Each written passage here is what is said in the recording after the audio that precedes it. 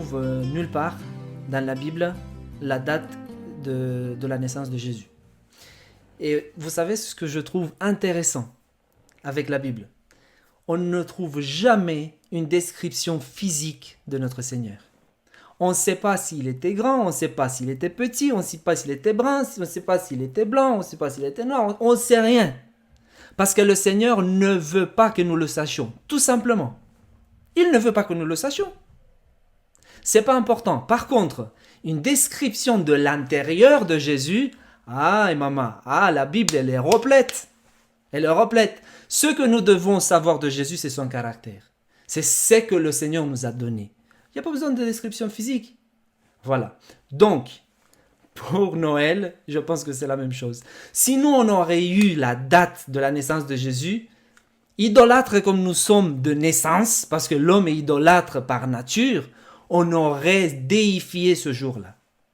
On l'aurait déifié. De la même façon qu'il est aujourd'hui, même si on n'a pas la date. Même si on n'a pas la date. Donc, la naissance de Jésus. Est-ce le 25 décembre? Je voudrais prendre des textes de la Bible, d'abord. Luc, chapitre 2, verset 8. Luc, chapitre 2, verset 8. Donc, la Bible, l'évangile de Luc, nous dit que au temps où Jésus... Oui. Luc combien?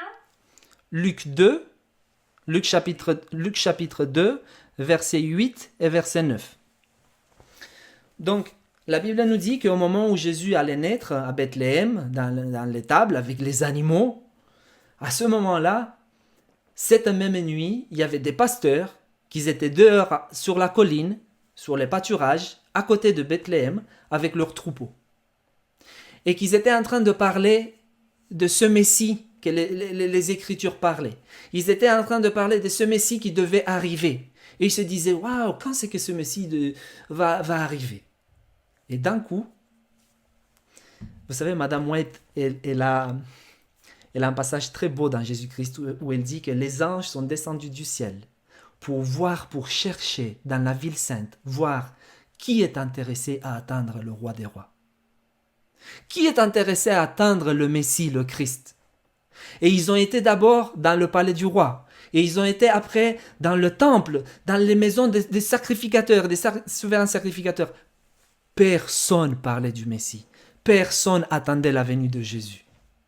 Et ils ont trouvé des hommes, des bergers, des pasteurs de moutons, qui étaient dehors avec leurs moutons. Et ils étaient en train de parler de Messie. Et quand ils ont trouvé ces gens-là en train de parler du Messie, et le Messie était en train de naître dans la petite ville de Bethléem, les anges, ils étaient en joie, ils étaient joyeux. Et ils ont apparu aux bergers, et ils les ont dit que dans la ville de David, dans Bethléem, le Messie allait naître. Et la Bible nous dit, Luc 2, verset 8 et verset 9, il y avait dans cette même contrée des bergers qui passaient dans les champs les veilles de la nuit pour garder leurs troupeaux. Et voici, un ange du Seigneur leur apparut, et la gloire du Seigneur resplendit autour d'eux. Ils furent saisis d'une grande frayeur. Maintenant, pourquoi nous lisons ce texte-là? Parce que je sais pas si vous savez. C'est pas si vous savez. Je sais pas si vous savez comment ça se passe avec les moutons. Moi, je viens d'un pays où il est un peu plus en arrière que la France, quelques années, on peut dire. Donc, des fois, on voit les moutons qui vont le printemps à la montagne et les moutons qui retournent de la montagne. Moi, je l'ai vu en tant qu'enfant. J'ai été là-bas en Roumanie jusqu'à l'âge de 13 ans, 14 ans, et je voyais les moutons. En fait, le printemps, tôt, les bergers prennent les brebis, et ils prennent les brebis de tout le village. Et ils montent avec ces brebis dans les pâturages en haut, dans les collines. Là, ils ont de l'herbe, ils ont de quoi manger, et ils font des petites maisonnettes, des petites cassettes. Et là, les bergers, ils passent l'été là-bas, dans la montagne, avec les moutons.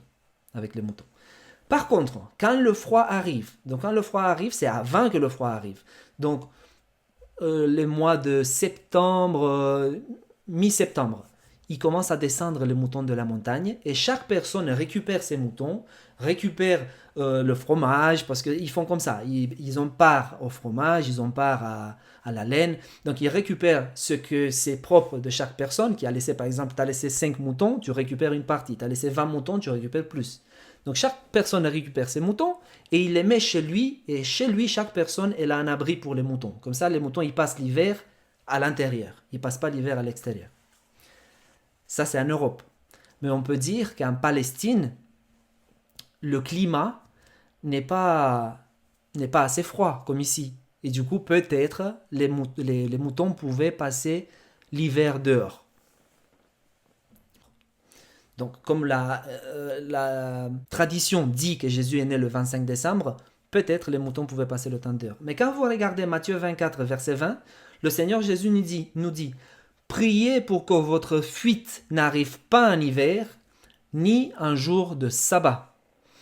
Donc, si la saison de l'hiver elle est mauvaise pour prendre la fuite vers les montagnes, elle est aussi mauvaise pour que les moutons restent dans la montagne avec les bergers et que les bergers passent la nuit dehors avec les moutons. Voilà. Donc, en Palestine, surtout depuis le mois de décembre jusqu'au mois de février, le froid est assez intense et les Juifs y mettent leurs moutons à l'abri. Nous allons voir ça. Voilà. Dans des écrits des Juifs, qu'on trouve aussi dans ce livre de Babylone, et il est dit comme ça.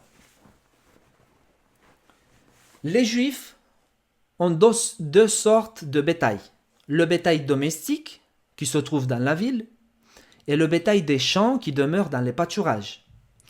Là-dessus, un de leurs commentateurs, donc c'est un commentateur juif des écrits juifs, fait remarquer ceci. Ces derniers, ils se réfèrent au bétail qui reste, qui demeure dans les pâturages. Donc, ces derniers demeurent dans les pâturages qu'on trouve dans les villages tous les jours de froid et de chaleur et ne se rendent dans les villes que lorsque la pluie survient. La première pluie tombe au mois de Marchesvan, qui correspond à la dernière partie de notre mois d'octobre et à la première partie de notre mois de novembre. Il en résulte que Christ doit être né avant le milieu d'octobre, puisque la première pluie n'était pas encore tombée. Quand vous regardez dans Deutéronome 11, verset 14, vous allez voir que l'Éternel promet au peuple d'Israël de leur donner la pluie de la première et de l'arrière-saison. La pluie de la première saison, c'était la pluie d'automne pour pouvoir semer le blé. On sème le blé, même en France, on sème le blé le 10 octobre. Entre le 10 et le 15 octobre, on sème le blé. Il faut de la pluie pour que le blé puisse germer. C'est la pluie de la première saison. Et on parle de la pluie de l'arrière-saison. Ce sont les pluies de printemps quand le blé doit mûrir pour pouvoir être récolté le mois de juillet. Donc,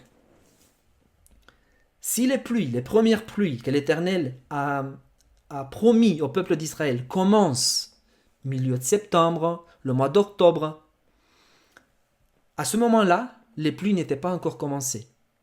Puisque quand commencent les pluies, avant que commencent les pluies, les bergers descendent dans la ville avec les troupeaux et ils les mettent à l'abri. Ça commence la période hivernale. Vu que les bergers ils étaient dehors, les pluies n'étaient pas commencées, c'était avant le mois de décembre. Avant le mois d'octobre que Jésus est né. Aucunement le mois de décembre. Aucunement. Le mois de décembre, les pluies elles ont déjà commencé depuis un mois et demi. Il fait froid, les moutons ne sont pas dehors. Voilà. Donc je pense que c'est pas pour rien que l'Éternel a laissé dans sa parole cette petite histoire des bergers. Il nous laisse des petites perles, ça et là, pour que nous puissions nous accrocher et pouvoir dire non, ça c'est pas vrai, ça c'est un faux enseignement, ce n'est pas marqué dans la parole de Dieu. Le Christ n'est pas né en 25 décembre. Ok. Donc, d'où c'est qu'on reçoit cette fête de Noël? D'où on reçoit cette fête de Noël? Là, j'espère vraiment que je ne me suis pas mélangé dans les diapos, parce que ça a été fait à la dernière minute. Voilà, c'est bon. Donc, le passage qui nous présente de Babylone, donc Alexandre Hislop. Comment donc l'Église romaine a-t-elle fixé au 25 décembre la fête de Noël? Et voici la raison. Longtemps avant le 4e siècle, donc nous parlons de l'année 300, et même bien avant de l'ère chrétienne, les païens célébraient une fête à cette même époque de l'année en honneur de la naissance du fils de la reine babylonienne. Donc, en honneur de la naissance du fils d'Astarté ou d'Ishtar, les païens célébraient une fête. Quelle coïncidence! Le 25 décembre. Quelle coïncidence! Donc, l'Église romaine a commencé à faire des concessions au paganisme. L'Église chrétienne de l'époque, qui avait grandi avec l'évêque de Rome, commence à faire des concessions ça et là au paganisme. Comme ça, il y a de plus en plus de païens qui rentrent dans les rangs de l'Église. Et voilà, plus l'Église est grande, plus l'Église est forte, plus l'évêque a du pouvoir. Parce qu'à cette époque, ce n'était pas que religieux, c'était aussi politique. Donc l'évêque avait besoin du pouvoir politique. Il avait besoin que beaucoup de gens le suivent. Mais regardez ce qu'écrivent les pères de l'Église qu'on appelle. Donc on peut avoir Origène, on peut avoir Tertullien, on peut avoir... Il y en a plusieurs, je n'appelle pas tous les noms maintenant, mais il y en a plusieurs des pères de l'Église qui ont vécu dans le siècle 2, dans le siècle 3. Donc par exemple Tertullien, c'est lui qu'on va citer maintenant, c'est quelqu'un qui est né 50 ans après la mort de l'apôtre Jean, qui a écrit Apocalypse. Donc il est tout près des disciples, il est tout près de l'ascension de Jésus. 50 ans après la mort de Jean, il est né ce théologue, on peut dire, Tertullien, et du coup, il connaît bien qu'est-ce que c'est les coutumes chrétiennes et les coutumes païennes. Il peut faire la différence. Regardez ce qu'il dit.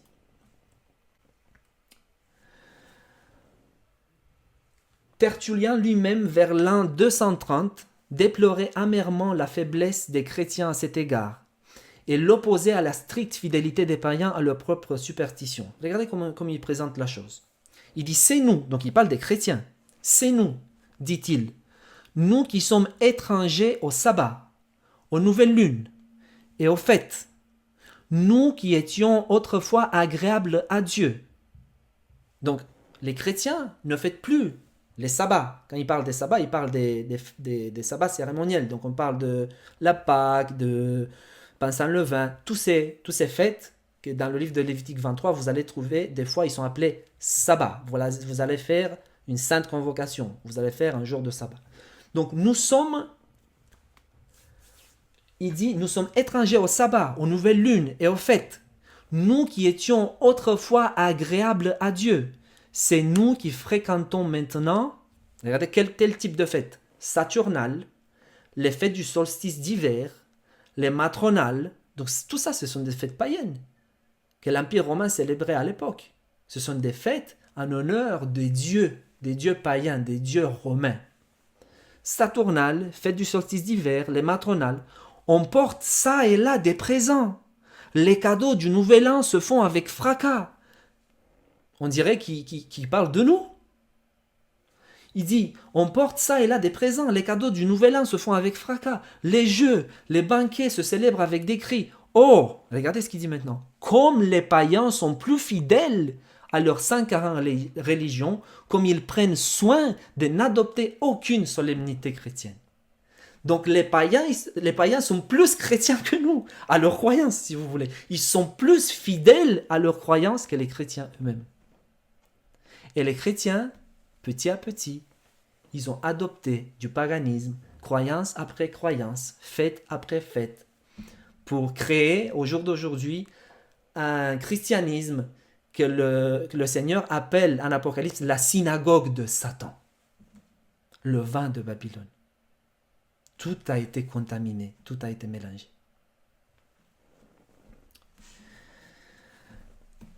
Euh, je voudrais lire un petit peu plus bas. Il dit, en Égypte, c'est souligné en bleu, en Égypte, le fils d'Isis. Je pense que vous avez entendu de la trinité égyptienne. Il y avait Isis, Horus, Seth. Isis, Horus, Seth. Ok. La trinité égyptienne, bien sûr païenne. En Égypte, le fils d'Isis, titre égyptien de la reine des cieux. Donc en gros, Isis, c'est Astarté. Isis, c'est Ishtar. Elle est dans toutes les croyances païennes du monde. Donc, titre de la reine des cieux naquit à cette même époque au moment du solstice d'hiver. Donc, le fils de Isis est né le 25 décembre.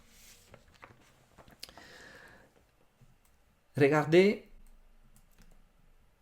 maintenant en Angleterre. Les Anglais, les Britanniques, si vous voulez, c'était les Saxons ou les Anglo-Saxons, c'était des peuples païens. Et ils avaient beaucoup de croyances qu'ils avaient tirées de Babylone. Je vous invite à lire ce livre de Babylone, c'est très intéressant, vous allez apprendre beaucoup sur toutes les... Je ne savais pas, donc j'ai découvert beaucoup de choses là-dedans. Ils avaient des cultes à Baal, des cultes à Baal au Royaume-Uni. Les pierres druidiques, je ne sais pas comment s'appelle le lieu où il en reste encore debout. Aujourd'hui, des grosses pierres où il faisait des cérémonies. Là, il disait qu'il faisait des gâteaux. Il faisait des gâteaux pour le dieu du soleil, pour le dieu Baal. C'était des gâteaux d'avoine.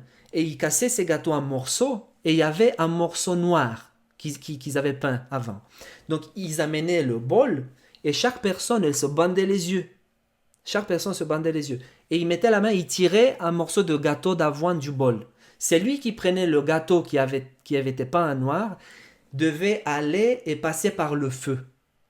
Passer par le feu. Et cette coutume vient de Mésopotamie, si vous voulez, et même au temps du peuple d'Israël, il y avait un roi qui s'appelait Manassès, c'était le fils d'Ézéchias. Donc Manassès, la Bible nous dit qu'il passait ses fils par le feu.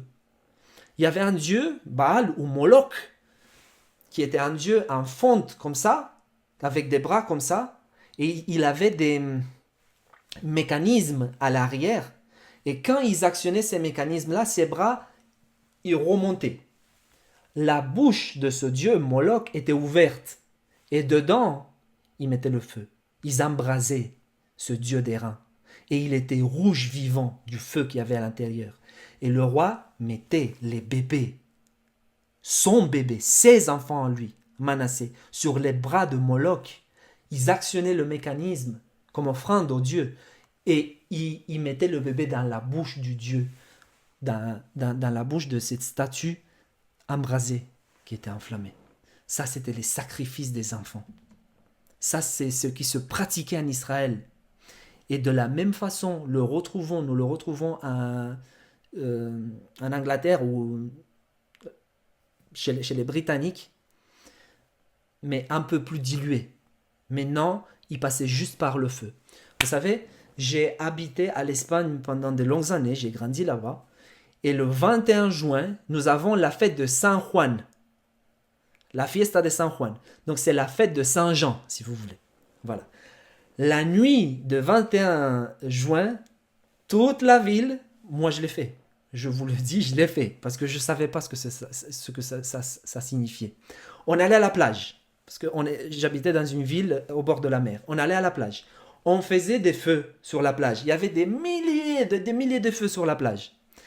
Et tous les jeunes, on faisait le feu, on allait, on se mouillait les pieds dans l'eau, et après on revenait sur la plage à côté du feu, on sautait par-dessus le feu, et on demandait un vœu. On demandait un vœu. D'où ils viennent toutes ces traditions-là? Et on le fait à la nuit de San Juan. C'est une fête, je le fais comme ça, chrétienne. C'est une fête chrétienne. Mais ça vient de l'ancien Babylone, de l'ancienne Mésopotamie. Et ça se fait aujourd'hui. Si vous voulez voir, vous tapez sur YouTube Nuit de Saint Jean à l'Espagne. Vous allez voir. Les gens le font aujourd'hui, ils ne savent pas pourquoi. Donc, on parlait des Anglais. Donc, les Britanniques, ils fêtaient le jour de Yule, il nous dit. Yule est le nom chaldéen pour enfant ou petit enfant. Donc, il y a un petit enfant ou un enfant qui est né ce jour-là. Et comme le 25 décembre était appelé par les anciens païens saxons le jour de Yule ou le jour de l'enfant, et la nuit qui précédait la nuit de la mère. Et c'est là longtemps avant qu'ils ne fussent en contact avec le christianisme. Donc ce sont des religions païennes, des religions anciennes, où nous avons la mère et l'enfant. L'enfant qui naît le 25 décembre. L'enfant qui naît le 25 décembre. Regardez où et dans quelle culture on en trouve encore ce 25 décembre ou 24 décembre. Parce qu'on dit que Jésus est né le 24 décembre. Le 24e jour du 10e mois, c'est-à-dire décembre, selon notre manière de compter, les Arabes célèbrent le jour de la naissance du Seigneur, c'est-à-dire la lune. Les Arabes, avant d'être musulmans, ils étaient polythéistes. À la Mecque, ils avaient 360 déités. Et la déité la plus importante, c'était Allah. Maintenant, ils sont monothéistes. Donc, il nous dit que les Arabes célébraient le jour de la naissance du Seigneur le 24 décembre. Donc ça, c'est avant Jésus. C'est-à-dire la lune. Donc leur Seigneur, c'est la lune. Le Seigneur lune était le grand objet de culte des Arabes. Et le Seigneur lune était né, disait-il, le 24 décembre, ce qui montre clairement que la naissance qu'il célébrait n'avait aucun rapport nécessaire avec le cours du soleil. Regardez un petit peu plus bas parce que là, on va toucher encore la Bible. Encore une fois. L'Éternel a laissé des perles, ça et là, dans la Bible pour que nous puissions retrouver toutes ces choses-là. En Orient, il paraît que le nom de ce dieu lune était Méni. C'est là, en effet, croyons-nous, l'interprétation la plus naturelle que la déclaration divine faite par Ésaïe. Je voudrais vous présenter ce passage, Ésaïe 65, verset 11. Ésaïe 65, verset 11.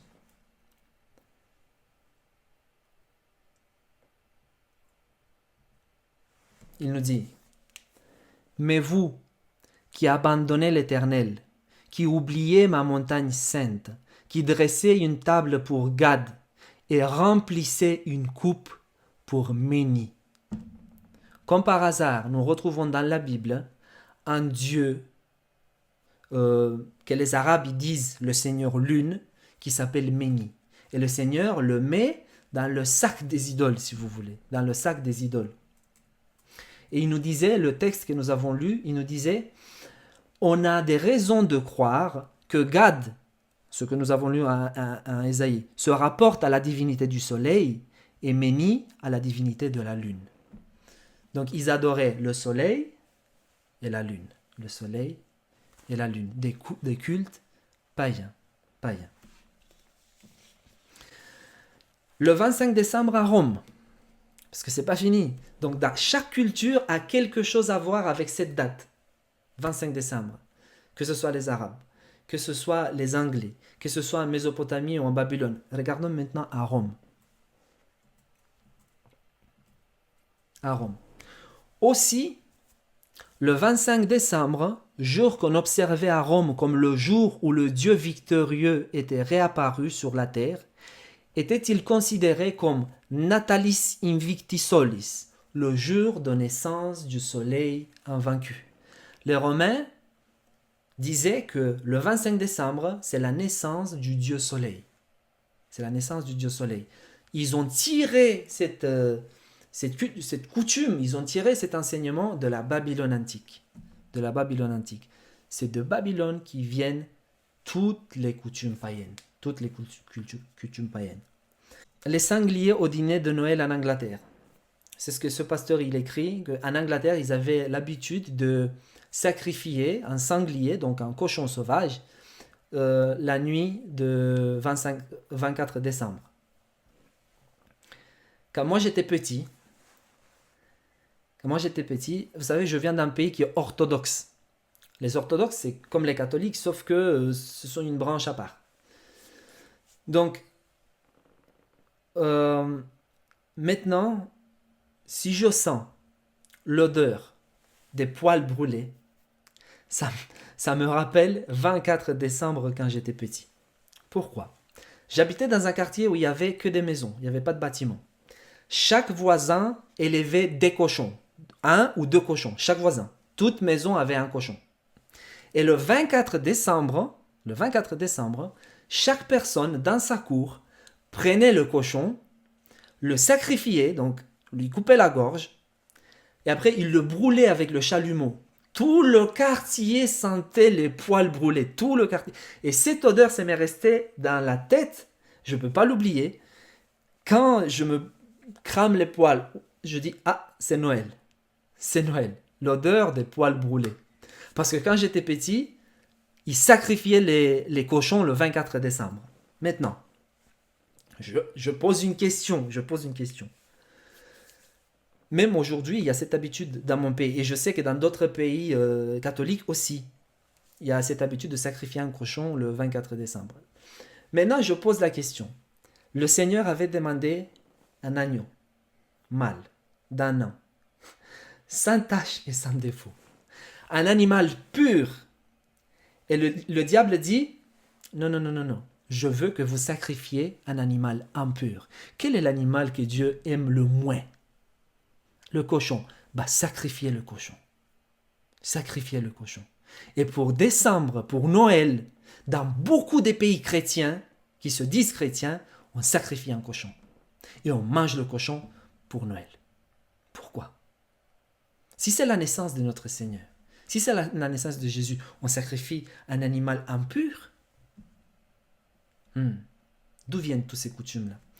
Il nous dit, dans bien des pays, on sacrifiait au Dieu un sanglier pour expier l'injure que d'après la légende, un sanglier lui avait faite. Suivant une version de l'histoire de la mort d'Adonis, donc le dieu qu'on a vu avant, Tammuz, ce dieu mourut de la blessure faite par la dent d'un sanglier. Donc, c'est un sanglier qui a tué Tammuz, et du coup, le jour de la naissance du Tammuz, qu'est-ce qu'on amène? Un sacrifice, un sanglier, un cochon.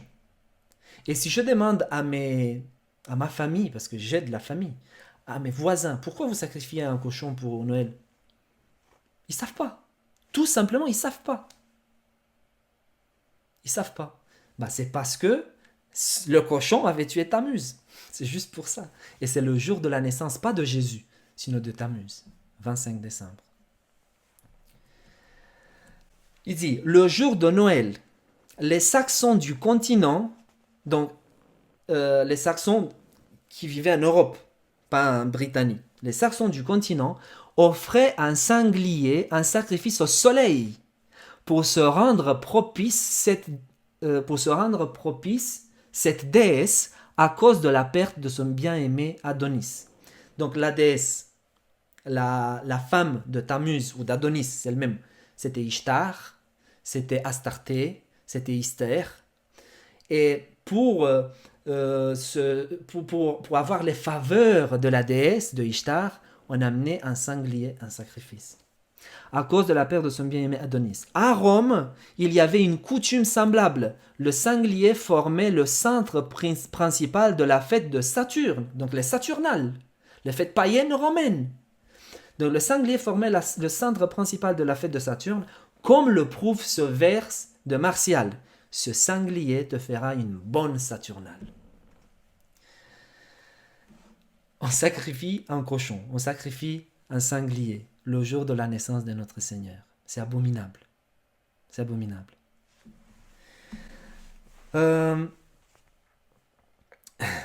Je vais vous montrer encore quelque chose. Bien plus loi de Noël et les gâteaux de Yule étaient des articles essentiels du culte du Messie babylonien, tel qu'il était pratiqué en Égypte et à Rome. Wilkinson, parlant de l'Égypte, nous apprend que l'offrande préférée d'Osiris était une oie, et de plus que les oies ne pouvaient se manger que dans le cœur de l'hiver. À Rome, nous dit Juvenal, si l'on offensait Osiris, on ne pouvait l'apaiser que par une belle oie et un gâteau mince.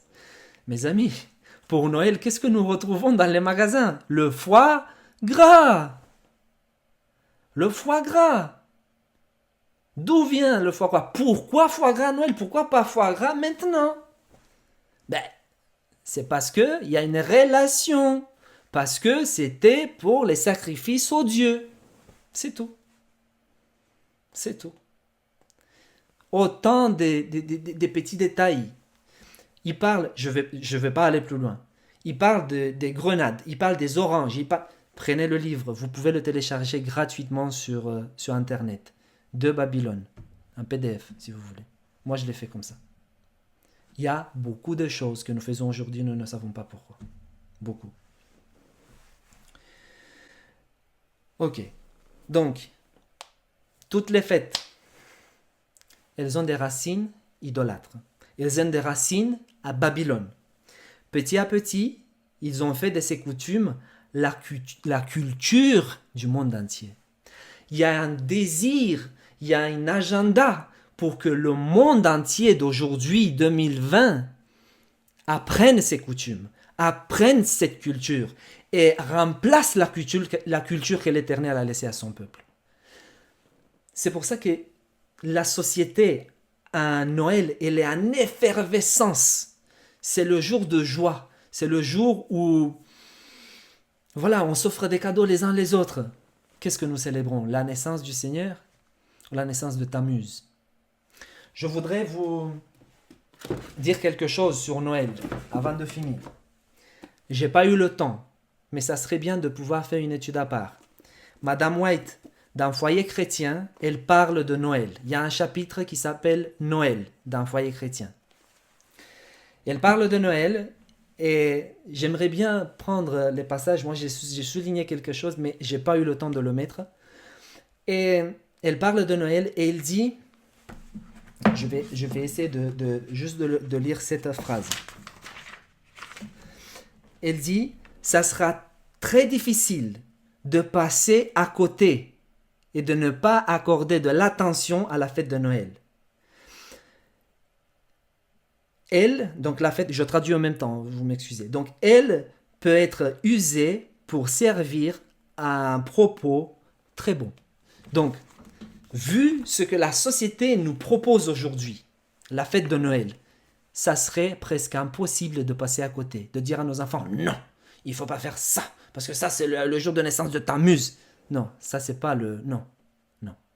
Il faut dire aux enfants ce que la société enseigne.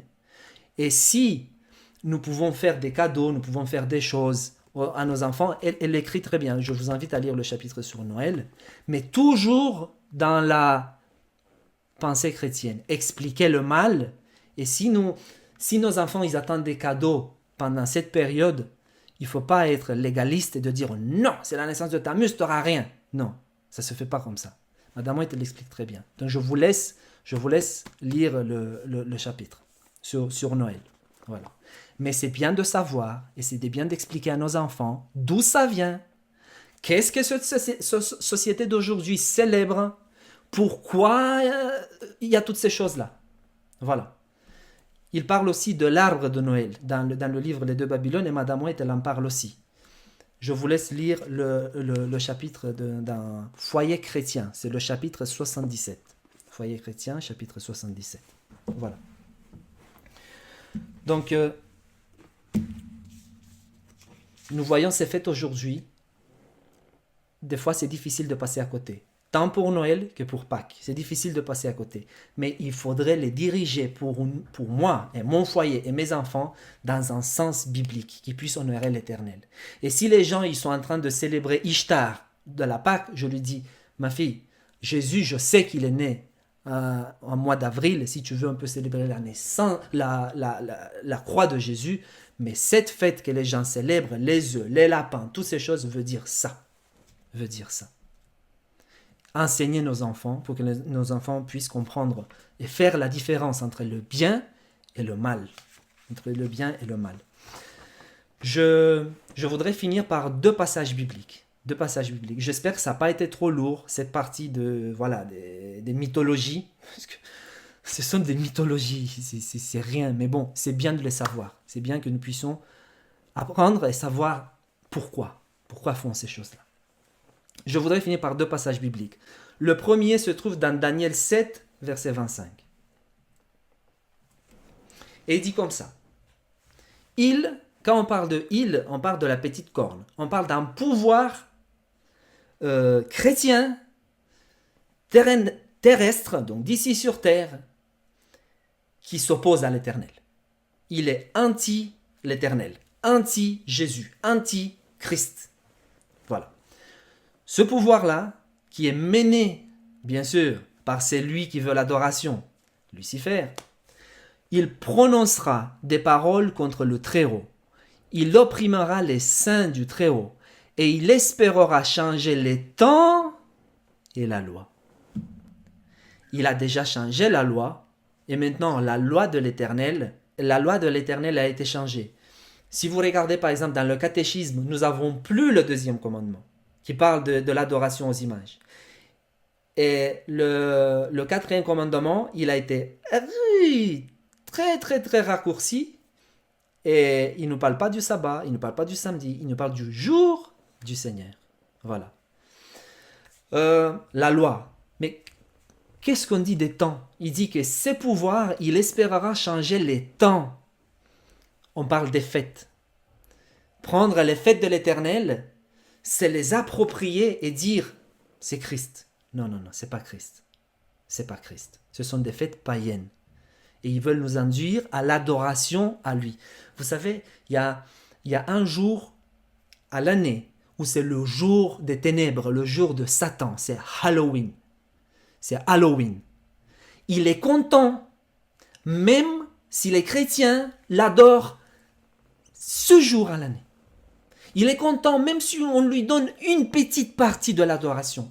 Il a toujours désiré l'adoration. Il a toujours voulu être à la place de Dieu. C'est ce qu'il a cherché toujours. Changer pour se mettre en avant. L'adoration. Je voudrais vous montrer un dernier passage. Apocalypse chapitre 14, versets 7 et verset 8. Ce sont les messages des trois anges. Les messages des trois anges. Et le premier ange, il disait d'une voix forte, « Craignez Dieu et donnez-lui gloire, car l'heure de son jugement est venue. Et adorez celui qui a fait le ciel et la terre et la mer et les sources d'eau. Adorons le Seigneur. Et laissons les fables, les mythologies, les mythes à Satan. Je ne vais même pas dire aux autres, parce qu'on voudrait que tout le monde adore l'Éternel. À Satan. Laissez les mythologies pour lui. Pour lui. Et regardez ce qu'il dit. Et un second ange, suivi et en disant, elle est tombée, Babylone la grande, qui a abreuvé